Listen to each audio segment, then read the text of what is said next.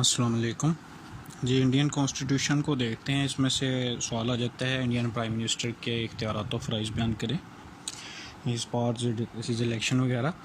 तो सबसे पहले तो हमें ये मालूम होना चाहिए इंट्रोडक्शन, मसलन इंट्रोडक्शन में हम ये लिखेंगे जी कि इंडिया जो है वो एक फेडरेशन है और उसमें पार्लिमानी निज़ाम को अडॉप्ट किया गया, पार्लियामेंट्री फॉर्म ऑफ गवर्नमेंट को। पार्लियामेंट्री फॉर्म ऑफ गवर्नमेंट में हमेशा जो प्राइम मिनिस्टर होता है वो इख्तियारात का मंबा होता है। तमाम इख्तियारात का सरचश्मा वज़ीर आज़म होता है और वज़ीर आज़म ही अवामी नुमाइंदा भी होता है, लीडर ऑफ़ द हाउस होता है, और पूरी कौम का नुमाइंदा भी वज़ीर आज़म होता है, कौम का लीडर होता है, और तमाम इख्तियारात जो होते हैं वज़ीर आज़म की ज़ात में मरतकज़ होते हैं। और इंडियन कॉन्स्टिट्यूशन की बात की जाए तो इंडियन कॉन्स्टिट्यूशन के अंदर भी जो इंडियन प्राइम मिनिस्टर है उसकी बड़ी यूनिक और इनफरादी सी हैसियत है, मुनफरद हैसियत हासिल है। इन प्रैक्टिस जो है वो उसकी तमाम इख्तियारात ब्रिटिश प्राइम मिनिस्टर से मिलते जुलते हैं, इवन पाकिस्तानी प्राइम मिनिस्टर से भी मिलते जुलते हैं। यानी पार्लिमानी निज़ाम जहाँ पे भी होगा कम बेश उसके इख्तियारात जो होंगे उसका जो एक मॉडल होगा वो मिलता जुलता ही होगा। पाकिस्तान का हो गया, बरतानिया का हो गया, इंडियन प्राइम मिनिस्टर का ऑलमोस्ट सेम है। लेकिन थोड़ा सा ब्रिटिश प्राइम मिनिस्टर से ये जो मॉडल है इंडियन प्राइम मिनिस्टर जो है ये थोड़ा सा डिफ़र करता है। वो किस तरह से डिफ़र करता है कि जो बरतानिया का आइन है ना उसमें वज़ीर आज़म का बाकायदा कोई अंदराज नहीं है कि वज़ीर आज़म की एक पोजीशन होगी, उसके ये इख्तियारात होंगे, बल्कि वहाँ पर वज़ीर आज़म का जो ओहदा है वो वक्त के साथ साथ इवॉल्व हुआ है।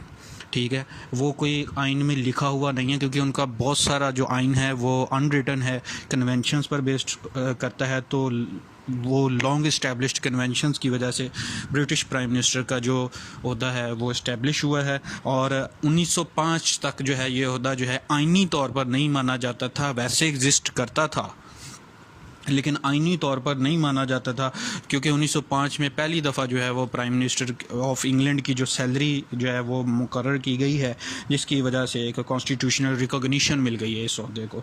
जबकि जो इंडियन कॉन्स्टिट्यूशन है उसमें क्लियरली प्रेस्क्राइब किया हुआ है, लिखा हुआ है that there shall be a council of ministers with the prime minister as its head to aid and advise the president in the exercise of his functions। Article 74 यानी article 74 के तहत जो है एक काउंसिल ऑफ मिनिस्टर्स होगी जिसका head prime minister होगा, और उसका मकसद क्या होगा कि वो प्रेसिडेंट को अपने इख्तियारात को इस्तेमाल करने के लिए, प्रेसिडेंट के इख्तियारात को इस्तेमाल करने में उसकी मदद और उसको मशवरा दे सके। ये इसका मकसद है, ये आर्टिकल 74 है। ये हमारा इंट्रोडक्शन है जी। अब इसके बाद हम लिखेंगे appointment of Indian prime minister. तो अपॉइंटमेंट अगर देखी जाए तो इसका भी आइन के अंदर क्लियरली प्रेस्क्राइब किया हुआ है। आर्टिकल 75 के अंदर लिखा हुआ है the constitution provides that the prime minister is to be appointed by the president. जो प्रेसिडेंट है वो प्राइम मिनिस्टर को अपॉइंट करेगा, प्राइम मिनिस्टर की नामजदगी करेगा बेसिकली प्रेसिडेंट, और जो लोकसभा है जो उसका लोअर हाउस है वो ऐसे शख्स को बाद में वो वोट ऑफ कॉन्फिडेंस वहाँ से लेगा, और अगर उसको वोट ऑफ कॉन्फिडेंस मिल जाता है तो यानी मेजॉरिटी वोट्स मिल जाते हैं लोकसभा के मेंबर्स के, तो वो प्राइम मिनिस्टर डिक्लेयर हो जाएगा। अब इसमें ये स्वाबदीद नहीं है इंडियन प्रेसिडेंट की कि वो किसी भी पार्टी के लीडर को बतौर प्राइम मिनिस्टर नॉमिनेट कर दे, बल्कि एज ए कस्टम ये इस्टेब्लिश हुआ है, एज ए कन्वेंशन इस्टेब्लिश हुई है ये बात कि हमेशा जो मेजॉरिटी पार्टी होगी, अगर कोई ऐसी जमात जो कि क्लियर कट मेजॉरिटी हासिल करती है, simple majority more than 50% seats जीतती है, तो उसको मदऊ किया जाएगा, उसके पार्टी लीडर को दावत दी जाएगी कि वो अपना जो है या वो पार्टी को कह दिया जाएगा और पार्टी जिस भी शख्स को चाहेगी वो नॉमिनेट कर देगी अपनी पार्टी, अपने जो उनके एमपीज़ होंगे, मेंबर ऑफ़ पार्लियामेंट्स लोकसभा के, उनमें से कि वो उसको नामज़द करते हैं। तो फिर जो प्रेसिडेंट है उसी को जो है वो अपॉइंट करेगा एज ए प्राइम मिनिस्टर। और हमेशा ये जो प्राइम मिनिस्टर है ये हमेशा लोकसभा के अंदर मेजॉरिटी पार्टी से ही होगा। हाँ, अलबत्ता बाज़ औक़ात ऐसा हो जाता है कि कोई एक सियासी जमात जो है वो क्लियर कट मेजॉरिटी हासिल नहीं कर पाती, तो ऐसी सूरत में जिस पार्टी ने सबसे ज़्यादा वोट लिए होते हैं तो असूली तौर पर प्रेसिडेंट उसको दावत देगा। और अगर कोई 2-3 पार्टीज़ मिलकर कोलेशन बना लेती हैं और वो कोलेशन जो है वो निस्बत नज़र आ रहा हो कि इन कोलेशन की अददी क़ुव्वत जो है वो बाकियों पर भारी है, तो उस कोलेशन का जो नामज़द करदा शख्स होगा तो प्रेसिडेंट उसको बतौर प्राइम मिनिस्टर जो है वो नामज़द करेगा। तो ये इसलिए भी ज़रूरी है क्योंकि अल्टीमेटली जो प्राइम मिनिस्टर और उसकी टीम है, जो मिनिस्टर्स हैं यानी काउंसिल ऑफ मिनिस्टर्स है, वो सियासी तौर पर जो है वो लोकसभा ही को रिस्पॉन्सिबल है, इसलिए इसका लोकसभा में से ही होना आइनी तौर पर भी और सियासी तौर पर भी जो है वो लाजिम है। अब हम इसकी पार्ट्स देखेंगे, इख्तियारात देखेंगे प्राइम मिनिस्टर के, तो वो इख्तियारात भी इसके जो हैं वो भी जनाब पाकिस्तान और ब्रिटिश प्राइम मिनिस्टर से मिलते जुलते हैं। अपॉइंटमेंट का तरीक़ाकार भी कम बेश वही है। तो सबसे पहले हम पार्ट्स देखते हैं तो इसमें सबसे पहले आ जाता है जी लीडर ऑफ द कैबिनेट। तो चाहे काबीना की तश्कील हो या चाहे यानी जो कैबिनेट जिसको काउंसिल ऑफ मिनिस्टर्स कहते हैं इंडियन कॉन्स्टिट्यूशन में, चाहे उसकी तश्कील हो, चाहे जो उसकी कारकर्दगी का जायज़ा लेना हो, तो ये तमाम इख्तियारात जो हैं वो वक्तन फ़वक्तन वज़ीर आज़म के अहम इख्तियारात शुमार होते हैं। मुख्तलिफ़ तब्दीलियाँ भी आती रही हैं, तो अगर इख्तिलाफ़ राय पैदा हो जाता है कैबिनेट मिनिस्टर्स में तो उसको ख़त्म करना भी वज़ीर आज़म की जो ज़िम्मेदारी तसव्वुर होता है। इसी तरह से वो कायदे ईवान होने के साथ साथ कौमी कायद का दर्जा भी रखता है। कौमी अमूर बैनुल अक़वामी मौज़ूआत पर उसके अलावा पूरी कौम की आवाज़ समझी जाती है। बहरहाल लीडर ऑफ द कैबिनेट जो उसके बुनियाद पर अगर देखा जाए तो उसमें सबसे पहली चीज़ आती है कैबिनेट फॉर्मेशन। लेकिन इससे पहले थोड़ा सा मैं बता दूं कि जो असूली तौर पर यानी आइन के अंदर जो है वो तमाम अथॉरिटी जो है वो वेस्टेड है प्रेसिडेंट के अंदर। All authority is vested in the president but that authority would be used by the prime minister. जैसे बरतानिया के किंग के पास हैं तमाम इख्तियारात, उसके नाम से इस्तेमाल होते हैं।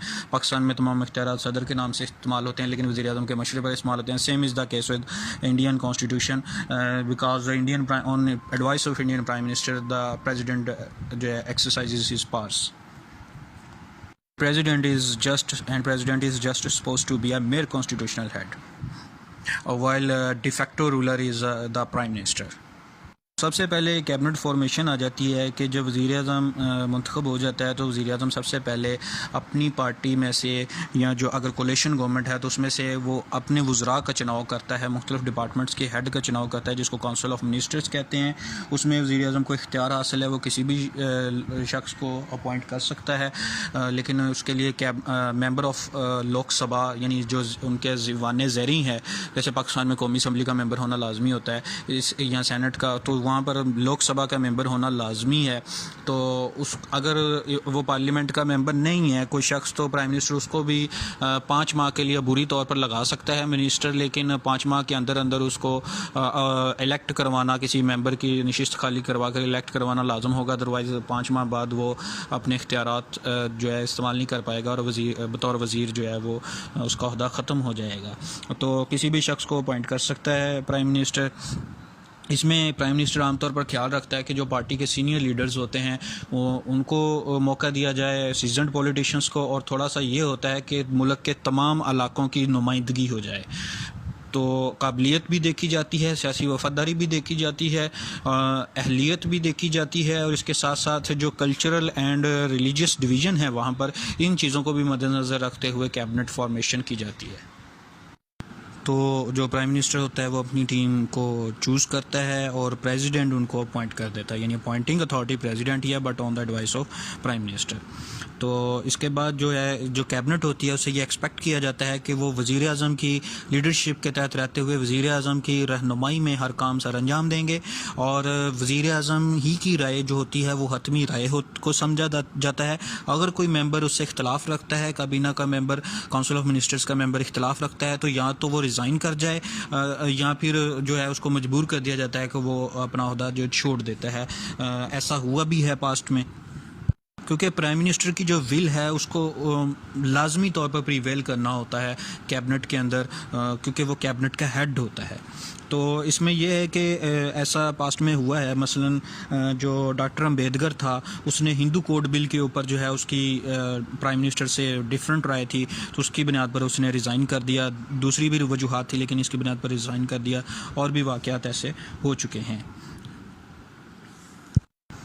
काबीना की जितनी भी मीटिंग्स होती हैं उसको प्रिजाइड करना भी प्राइम मिनिस्टर की स्वाबदीद होता है। काबीना की मीटिंग्स कॉल करना, उनको प्रिजाइड करना, डायरेक्शंस देना, और काबीना की जो कारकर्दगी है उसका जायज़ा लेना। उसकी बुनियाद पर नेक्स्ट हमारी हेडिंग भी ये है कि authority to bring change in cabinet.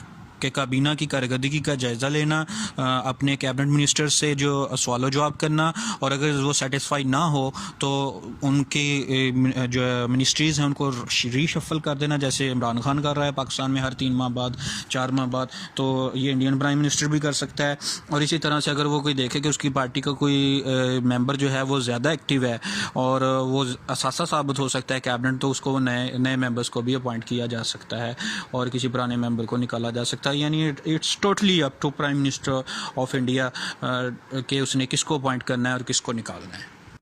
यही वजह है कि कैबिनेट के अंदर इस प्राइम मिनिस्टर को कहा जाता है कि he is not only the first among equals but a moon among stars, he is central to the life and death of the whole council of ministers, his resignation brings about the fall of the entire cabinet, he is thus the keystone of the cabinet arch. यही वजह है कि अगर prime minister resign कर दे तो नतीजतन सारी की सारी काबीना जो है वो तहलील हो जाएगी, उसको भी रिज़ाइन देना पड़ेगा, लेकिन काबीना के किसी एक मेंबर के रेजिग्नेशन के ऊपर प्राइम मिनिस्टर या बाकी की काबीना मुतासर नहीं होगी। तो नेक्स्ट इख्तियार आ जाता है जी लीडर ऑफ द हाउस।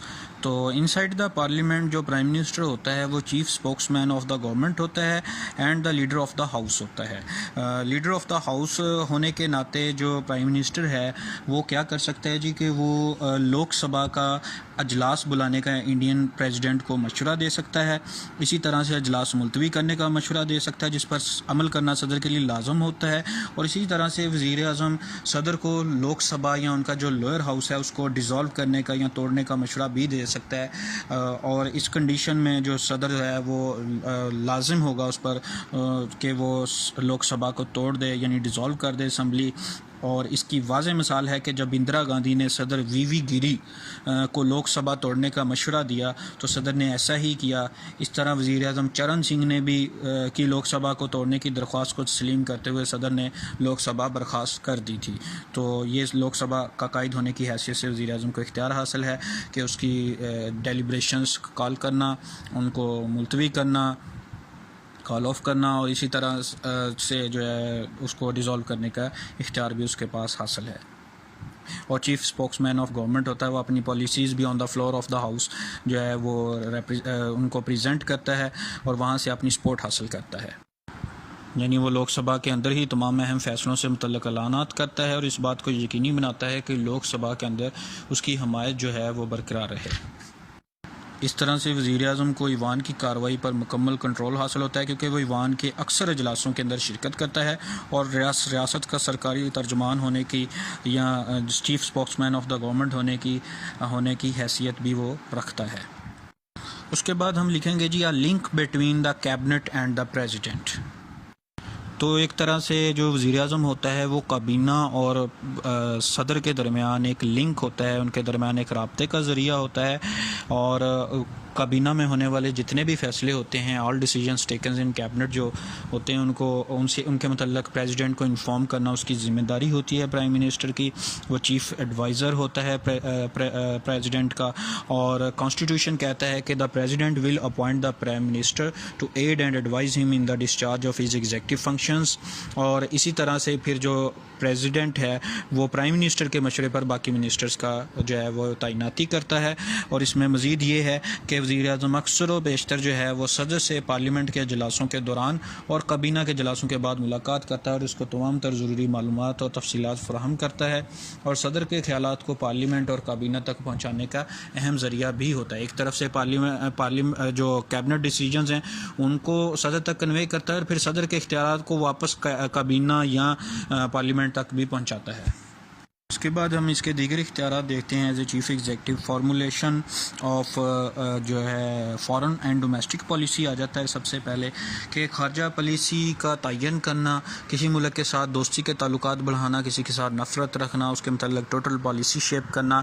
वज़ीर आज़म इसमें ख़ासा इंटरेस्ट लेता है। वज़ीर ख़ारजा उसकी कैबिनेट का एक मेंबर होता है, काउंसिल ऑफ मिनिस्टर्स में से होता है, और वज़ीर ख़ारजा को सुपरवाइज़ करते हुए फ़ॉरेन पॉलिसी जो होती है उसको नेशनल इंटरेस्ट के मुताबिक तश्कील देना करना, फार्मूलेट करना प्राइम मिनिस्टर की ज़िम्मेदारी होती है और प्राइम मिनिस्टर ये फ़र्ज़ जो है वो बखूबी सर अंजाम देता है ताकि रियासती मफादात के हसूल के लिए वो एक मौसर ख़ारजा पॉलिसी तश्कील दे सके।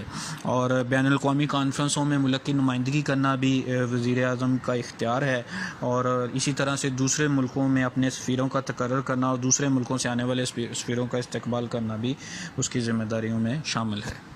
डोमेस्टिक पॉलिसी की बात की जाए तो he is responsible for piloting all important legislations affecting policy matters, के जितने भी लेजिस्लेशन जो होती है चाहे वो डोमेस्टिक पॉलिसी से मुतल्लिक हो या फॉरेन पॉलिसी से मुतल्लिक हो, उनको हमेशा पायलट किया जाता है प्राइम मिनिस्टर की तरफ से। वो उसको सपोर्ट करता है, पहले लेके आता है अपने किसी वज़ीर के ज़रिए से और फिर उसमें अपनी पार्टी के ज़रिए से सपोर्ट दिलवा कर उसको पास कराया जाता है। और जहाँ तक फॉरेन मिनिस्टर की बात है तो वो ये इतनी इंपॉर्टेंट पोर्टफोलियो के पोर्टफोलियो है कि समटाइम्स प्राइम मिनिस्टर ये इख्तियार अपने पास ही रख लेता है, जैसे नवाज शरीफ ने किया था, उसने ये इख्तियार अपने पास ही रख लिया था और एक एडवाइज़र जो है उसकी जगह लगाया था। इसकी वाज़ह मिसाल अगर देखा जाए तो जवाहरलाल नेहरू की, उसने वज़ीर आज़म होने के साथ साथ वज़ीर ख़ारजा का कलमदान भी अपने पास रखा हुआ था। बहरहाल आज के दौर में वज़ारत ख़ारजा के कलमदान की अहमियत बहुत ज़्यादा बढ़ चुकी है जी, बड़ा पोर्टफोलियो इंपॉर्टेंट हो गई है और अक्सर व बेशतर जो वज़ीर आज़म होता है वो बैरून ममालिक दौरे करता है और उनके साथ दीगर ममालिक के साथ अपने सफारती रवाबत को बढ़ाता है और ताकि मुल्की मफादात को हसूल को बेहतर तरीके से हासिल किया जा सके। इसकी रिसेंट मिसाल गल्फ़ कंट्रीज़ के साथ जो इंडियन प्राइम मिनिस्टर मोदी के बढ़ते हुए ताल्लुकात हैं, उससे हम देख सकते हैं कि किस तरह से जो इंडियन प्राइम मिनिस्टर है वो अपने फॉरेन पॉलिसी को फार्मूलेट करता है और पाकिस्तान को आइसोलेट करने की कोशिश की गई। बाकायदा ये सारी जो पॉलिसी है ये बेसिकली इंडियन प्राइम मिनिस्टर की जारी की हुई है। तो बहरहाल ये आजकल की तेज़ी से बदलती हुई दुनिया के अंदर इंडिया का वज़ीर आज़म महकमा ख़ारजा में खुसूसी दिलचस्पी का मुज़ाहरा करता है। उसके बाद हम लिखेंगे जी पावर्स रिलेटेड टू डिफेंस, तो जो यहाँ दफ़ाई ज़िम्मेदारियाँ कह लें तो वज़ीर आज़म दफ़ाई अमूर में भी ख़ासी दिलचस्पी लेता है और वो अपने किसी इंतहाई काबिल एतमाद साथी को जो उसका कैबिनेट मेंबर होता है उसको लगाता है, इस पोर्टफोलियो उसी को देता है और इस काम की अंजामदही के लिए वो दूसरे ममालिक से दफ़ाई माहदे भी करता है, ठीक है, और मुल्क को दफ़ाई लिहाज से मजबूत बनाता है। तीनों अफवाज के सरबराहान का तकर्रर करना सदर का काम है, लेकिन सदर वज़ीर आज़म के मशवरे के बगैर तकर्रर नहीं करता, इसलिए वज़ीर आज़म जब चाहे किसी भी फ़ौज के सरबराह को तब्दील करने का इख्तियार रखता है। वो तमाम तर दफ़ाई ज़रूरतों को पूरा करने का ज़िम्मेदार होता है। उसके बाद आ जाता है जी लीडर ऑफ मेजॉरिटी पार्टी या पार्टी का सरबराह। वज़ीर आज़म चूँकि पार्लियामेंट के अंदर मेजॉरिटी पार्टी का सरबराह होता है और वो इसी सियासी जमात की वजह से ही वज़ीर आज़म के अहदे पर फाइज होता है, तो वो हमेशा कोशिश करता है कि अपनी जमात को मजबूत व मुनज़्ज़म करने में अहम किरदार अदा करे। तो पार्टी अमूर में दिलचस्पी लेता है, उनको तय करने में अहम किरदार अदा करता है और अपनी जमात के जो मुमताज़ अरकान होते हैं उनसे मुसलसल राब्ते में रहता है अपनी क़यादत को मुस्तहकम बनाने के लिए और अपनी अहम पॉलिसियाँ और फैसलों को जो उसने मुल्क में नाफज करते हैं उनको पहले अपनी पार्टी से उसकी मंजूरी हासिल करता है, ताकि जब उसकी पार्टी उसको मंजूरी दे देती है तो पार्टी जो होती है वो ऑन द लार्ज स्केल ज़्यादा वोटर्स को रिप्रेजेंट कर रही होती है। उसकी ग्रास रूट्स के अंदर जो है समझ लें कि उसकी रिप्रेजेंटेशन होती है। तो इस तरह से अब बल्क ऑफ सपोर्ट जो है नेशन से हासिल करने का ये एक आसान तरीका है कि पहले अपनी पार्टी की सपोर्ट हासिल की जाए और उसके बाद उस पॉलिसी को नेशनल स्केल के ऊपर पार्लियामेंट के ज़रिए से जो है इम्प्लीमेंट करवाया जाए या मंजूर करवाया जाए। अगर वज़ीर आज़म की अपनी सियासी जमात में हैसियत मुतनाज़ हो जाए तो फिर उसके इक़्तिदार को ख़तरा लाहक हो जाता है। तो अगर आज के दौर में हम पार्टी कायद के हवाले से वज़ीर आज़म के किरदार का जायज़ा लें तो ये माना जाता है कि वज़ीर आज़म पार्टी कायद होने की हैसियत से अपनी सियासी जमात के मफादात का तहफ़्फ़ुज़ यकीनी बनाएगा और इसके लिए बुनियादी ज़िम्मेदारियों में से ये एक ज़िम्मेदारी गर्दानी जाती है। यही वजह है कि जो बीजेपी अपना कॉन्स्टिट्यूशन जो अपना मैनिफेस्टो लेकर आई थी जिसमें सिटीज़नशिप अमेंडमेंट एक्ट है और कश्मीर की हैसियत को बदलने का जो आर्टिकल है उनमें तब्दीली 35A और 370 जो आर्टिकल है उनमें तब्दीली ये उसके मैनिफेस्टो में शामिल था और उसने ये काम करने के बाद कहा है कि जी ये हमारा मैनिफेस्टो था पार्टी का, ये काम मैंने कर दिए हैं और बाकी के मैंने अभी करने हैं। ये वजह है कि हमेशा जो प्राइम मिनिस्टर होता है वो कोशिश करता है कि अपनी पार्टी को राज़ी रखा जाए ताकि उसकी पार्टी से ही उसकी सपोर्ट है। अगर उसकी पार्टी में हैसियत मुतनाज़ होगी तो ओवरऑल भी उसकी जो पोजीशन है वो ख़तरे में पड़ जाती है। उसके बाद आ जाता है जी leader of the nation. Prime minister जो होता है वो पूरी नेशन का लीडर जो है वो गर्दाना जाता है, समझा जाता है। Prime minister represents the nation in relation to other states of the world. अगर कोई और वजीर कोई बैरूनी दौरे पर गया है तो वो अक्सर दौरा अननोटिस चला जाता है, लेकिन जो प्राइम मिनिस्टर का दौरा होता है, विजिट होता है, वो हमेशा जो है इम्पोर्टेंट जो होता है और एक मीडिया अटेंशन कैच करता है। इसी तरह से prime minister when prime minister speaks the whole nation is supposed to be speaking on through him or her and the people heed to his or her appeal to the nation. उसके बाद हम लिखेंगे जी formulation of public opinion. तो जो India का prime minister होता है वो मुख्तलिफ़ कॉन्फ्रेंसों के ज़रिए से, मुख्तलिफ़ प्लेटफॉर्म्स के ज़रिए से कौमी और बैनुल अक़वामी मामलात पर अपने मुल्क के मौक़िफ़ को पेश करता है और इस तरह से वो अपनी कौम को लीड करता है, उनकी जो एक ओपिनियन शेप करता है। तो इंडिया की तारीख़ में जवाहरलाल नेहरू ऐसा वज़ीर-ए-आज़म गुज़रा है, ऐसा प्राइम मिनिस्टर गुज़रा है जो कि राय आमा को अपना हमनवा बनाने में कोई सानी नहीं रखता था, यानी मास्टर था इस चीज़ का, और उसकी इस खूबी जो थी उसके मुखालफिन भी तस्लीम करते थे। यही खूबी साबका वज़ीर-ए-आज़म मिसेज़ इंदिरा गांधी में भी देखी जा सकती थी और मौजूदा दौर में बढ़ते हुए सियासी मुकाबले की फ़िज़ा में इंडियन वज़ीर-ए-आज़म राय आमा को अपना हमनवा बनाना अपना बुनियादी फ़र्ज़ समझता है, क्योंकि अगर उसे पब्लिक ओपिनियन की तायद हासिल नहीं होगी तो किसी भी जमहूरियत में कोई पार्टी या कोई बरसर इक़्तिदार जमात तब तक कामयाब नहीं हो सकती जब तक पब्लिक ओपिनियन उसके साथ ना हो। तो इस वजह से वज़ीर-ए-आज़म हमेशा कोशिश करता है कि वो पब्लिक ओपिनियन को शेप करता रहे, फार्मूलेट करता रहे अपने वेस्टेड इंटरेस्ट के मुताबिक। उसके बाद हम लिखेंगे prime minister as a coordinator. Prime minister जो होते हैं वो ना सिर्फ कैबिनेट मिनिस्ट्रीज़ के अंदर कोऑर्डिनेशन का काम करता है। अगर कोई डिस्प्यूट अराइज होता है बिटवीन मिनिस्टेरियल कोई मिनिस्टेरियल डिस्प्यूट अराइज होता है और बिटवीन डिफरेंट मिनिस्ट्रीज़ कोई इशू अराइज होता है तो उसको सेटल डाउन करना भी प्राइम मिनिस्टर की जिम्मेदारी जो होती है और प्राइम मिनिस्टर उसको बखूबी अंजाम देता है। इसी तरह से प्राइम मिनिस्टर जो है वो तमाम यूनियन गवर्नमेंट्स जो होती हैं, ministry of the union government, all ministries of the union government जो होती हैं, यानी जो मेन मिनिस्ट्रीज़ हैं, उनको उनके काम को कोऑर्डिनेट कर रहा होता है, उनको आपस में कोऑर्डिनेशन के साथ चला रहा होता है। वो डिस्ट्रीब्यूट करता है पोर्टफोलियोज़ अमंग द मिनिस्टर्स और इसी तरह से रीशफल भी करता रहता है। उसके बाद हम इसका कंक्लूजन लिखेंगे, उसमें हम लिखेंगे कि the prime minister as the keystone of cabinet arch. तो जो प्राइम मिनिस्टर है वो prime minister is the central to life and central to the death of his cabinet. Prime minister है तो उसकी काबीना है, अगर वो नहीं है तो काबीना भी सारी डिज़ोल्व हो जाती है। It is round his or her personality that a cabinet is formed and it is on account of his or her resignation that the cabinet falls and all the ministers are supposed to have resigned. That is why he or she is said to be the keystone of cabinet arc. In the words of KV Rao के अल्फाज में the prime minister is the pivot of parliamentary machinery, यानी उसको एक इंतहाई कलीदी हैसियत हासिल है पार्लियामेंट्री मशीनरी के अंदर। और जहाँ तक प्राइम मिनिस्टर की पोजीशन का ताल्लुक है तो ये डिपेंड करती है कि किस शख्सियत का मालिक शख्स जो है वो इस ऑफिस को चला रहा है या प्राइम मिनिस्टर है। अगर तो वो कोई कमज़ोर शख्सियत है या वीक पर्सनैलिटी है या स्ट्रॉन्ग प्रेसिडेंट आ गया है और वो उसके इख्तियारात को ओवर शेडो कर रहा है तो तब भी जो है प्राइम मिनिस्टर इतना बाख्तियार नहीं होगा। लेकिन अगर वो खुद वीक पर्सनैलिटी होगी तो उसकी कैबिनेट जो है वो उसके ऊपर डोमिनेट कर जाएगी, कैबिनेट डिक्टेटरशिप आ जाएगी। But the fact remains that the prime minister is the de facto political head of the state. De facto यानी बाई फैक्ट जो है वो प्राइम मिनिस्टर ही पोलिटिकल हेड है स्टेट का, जबकि बाई लॉ डिजोर जो है वो प्रेसिडेंट है, क्योंकि प्रेसिडेंट के नाम से तमाम इख्तियारात इस्तेमाल किए जाते हैं। और बाई फैक्ट जो है वो चूँकि प्राइम मिनिस्टर की एडवाइस पर प्रेसिडेंट तमाम इख्तियारात इस्तेमाल करता है, इसलिए डिफेक्टो या बाई फैक्ट जो है प्राइम मिनिस्टर ही वहाँ का सही चीफ एग्जीक्यूटिव है। He is endowed with such a plenitude of powers as no other constitutional ruler in the world possesses, not even the president of the United States, यानी कि president of United states के पास भी वो इख्तियारात नहीं है जो कि इंडियन प्राइम मिनिस्टर इंजॉय करता है। अस्सलाम वालेकुम।